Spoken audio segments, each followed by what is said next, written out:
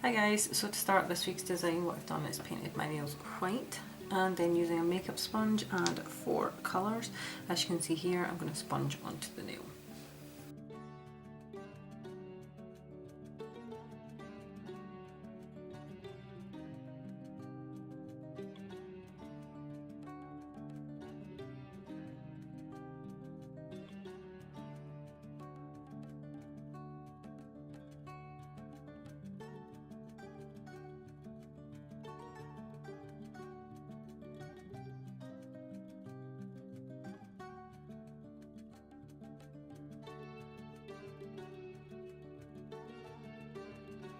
Next we're going to do some stamping, so I'm using this image plate and I'm using the star design over in the corner, and what I'm doing for this is stamping blue and purple.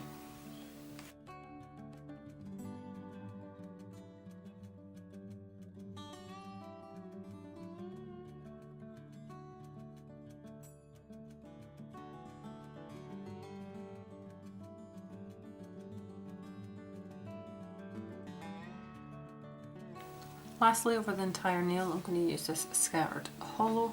This is Aurora from my own indie collection, and you can get it at the link below for any UK people.